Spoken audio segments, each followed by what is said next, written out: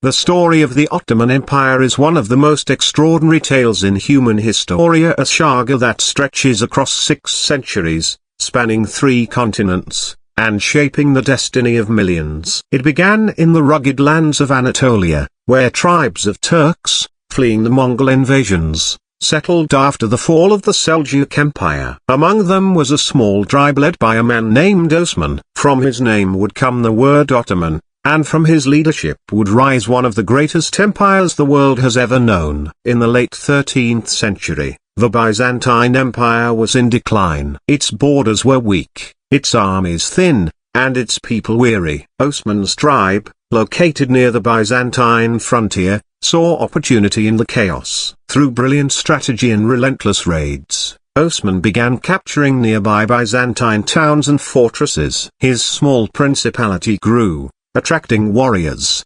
adventurers, and religious leaders who believed they were part of a divine mission to spread Islam and conquer new lands. Osman died around 1326, but his son Orhan carried the dream forward. Under Orhan's leadership, the Ottomans captured the city of Bursa in 1326, making it their first true capital. Bursa became a center of art, culture, and administration, and it marked the transition of the Ottomans from a nomadic tribe to a settled state. They began to adopt the systems of governance from their Byzantine and Persian neighbors while maintaining their Islamic faith and Turkish roots. The Ottoman army became more organized, and the foundation of what would later be the famous Janissary Corps was later a force of elite soldiers trained from childhood, fiercely loyal to the Sultan.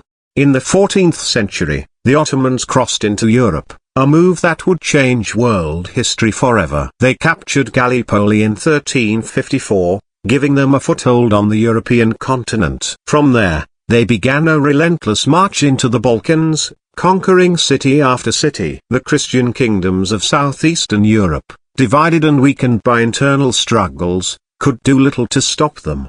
By the reign of Sultan Murad I, the Ottomans were already a formidable power. Murad expanded the empire deep into the Balkans, defeating the Serbs at the Battle of Kosovo in 1389, a victory that secured Ottoman dominance in the region but also cost the Sultan his life. Murad's son, Bayezid I, known as the Thunderbolt, continued the expansion with even greater speed. He captured much of Anatolia and continued to pressure Constantinople, the Byzantine capital. By 1402, the Ottoman Empire was at its peak until disaster struck. From the east came Timur, known to the west as Tamerlane, a conqueror as fierce as Genghis Khan himself. In the Battle of Ankara, Bayezid was defeated and captured. The Ottoman state nearly collapsed as Bayezid's sons fought among themselves for control. For a time, it seemed that the empire might not survive. But survive it did. After years of civil war, Bayezid's son Mehmed I restored order and rebuilt the state. His successors continued to strengthen it, laying the groundwork for one of the greatest rulers in history, Mehmed II, known as Mehmed the Conqueror. In 1453, Mehmed II launched one of the most daring military campaigns ever attempted. His goal, to capture Constantinople, the great capital of the Byzantine Empire, a city that had withstood sieges for over 1,000 years. With massive cannons, a navy that could drag ships over land, and an army numbering over 100,000 men, Mehmed surrounded the city. After weeks of fierce fighting, on May 29, 1453, Constantinople fell. The ancient Byzantine Empire was no more, and the Ottoman Empire had found its new capital, renamed Istanbul. The fall of Constantinople sent shockwaves across Europe and the Islamic world. The Ottomans now controlled one of the most strategic cities on earth, a crossroads between East and West. Mehmed the Conqueror transformed Istanbul into a thriving imperial capital, blending Turkish, Islamic, and Byzantine traditions. Under his rule, art, architecture, and science flourished. The magnificent Topkapi Palace was built, and the Hagia Sophia was converted into a mosque, a symbol of the empire's new power. In the centuries that followed, the Ottomans became a world superpower. Under Sultan Selim I, the empire expanded even further, conquering the holy cities of Mecca and Medina and taking control of Egypt. The Ottoman Sultan was now not only an emperor but also the caliph, or the spiritual leader of the Muslim world. Selim's son, Suleiman the Magnificent, brought the empire to its absolute zenith. Suleiman's reign, from 1520 to 1566, was a golden age. The empire stretched from Hungary to Iraq, from North Africa to the Arabian Peninsula. Istanbul was one of the richest and most cosmopolitan cities in the world. Ottoman armies stood at the gates of Vienna, threatening the heart of Europe. Under Suleiman, the empire's legal system was codified,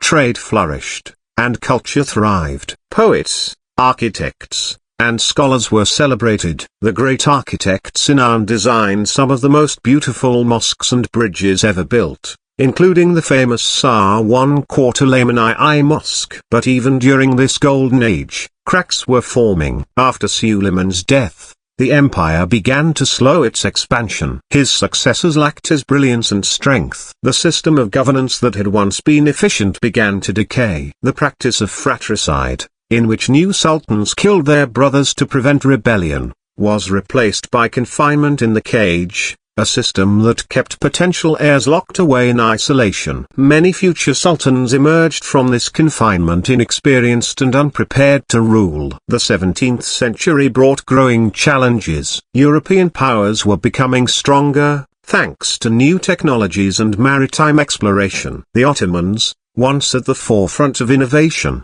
began to lag behind. The empire's military, once the most feared in the world, struggled to adapt to new forms of warfare. The failed Second Siege of Vienna in 1683 marked a turning point at the beginning of Ottoman retreat in Europe. Over the next 2 centuries, the empire slowly lost territory. The Balkans began to rise in rebellion, fueled by nationalism and supported by European powers. Greece won its independence in the 1820s. Serbia, Romania, and Bulgaria followed in later decades. Meanwhile, the empire's finances were crumbling. Corruption and inefficiency spread through the bureaucracy. Attempts at reform known as the Tanzimat reforms sought to modernize the army, economy, and administration, but progress was slow and often resisted by conservative factions. In the 19th century, the empire earned a new nickname, the Sick Man of Europe. It was still vast, still powerful in name, but internally weak. European powers, particularly Britain, France, and Russia, began to treat it as a pawn in their geopolitical games. The Crimean War of the 1850s was fought largely to prevent Russia from seizing Ottoman territories. The empire survived, but only barely. By the early 20th century, the Ottoman Empire was a shadow of its former self. Nationalist movements were rising among Arabs, Armenians, and Kurds. The empire's control over its provinces weakened. Then came the greatest catastrophe of all, the First World War. In 1914, the Ottomans joined the Central Powers alongside Germany and Austria-Hungary, hoping to reclaim lost lands and restore their strength. But the war was disastrous. Ottoman armies fought bravely but suffered terrible defeats. The Gallipoli campaign of 1915 saw fierce fighting against British and Anzac forces, and although the Ottomans held their ground there, they lost elsewhere in the Middle East, where British forces and Arab rebels captured large territories. In 1918, the Ottoman Empire was defeated. The victorious Allies began carving up its lands. Istanbul was occupied. The empire that had once ruled over millions now faced extinction. But from its ashes rose a new leader, Mustafa Kemal, later known as Atatürk. He led the Turkish War of Independence, driving out foreign powers and abolishing the Sultanate in 1922. 2 years later, in 1924, the Caliphate was officially dissolved, ending over 600 years of Ottoman rule. The Ottoman Empire was gone, but its legacy remained vast and enduring. It had shaped the modern Middle East, influenced European politics, and left behind architectural wonders that still stand today. Its system of administration, its art, its music, and its cuisine continued to influence cultures across 3 continents. The story of the Ottoman Empire is not just one of conquest and decline. It is a story of resilience, adaptation, and transformation. It began with the small tribe on the frontier of a dying empire and ended with the birth of a new nation that would carry its memory forward. The Ottomans built one of the most remarkable civilizations in human history, and though their empire fell, their legacy continues to echo through time. The rise and fall of the Ottoman Empire is a reminder that all empires, no matter how mighty, are bound by the same fate, born from ambition, strengthened by unity, weakened by complacency, and undone by time. But the story of the Ottomans remains eternal, a testament to the power of vision, faith, and human endurance across the ages.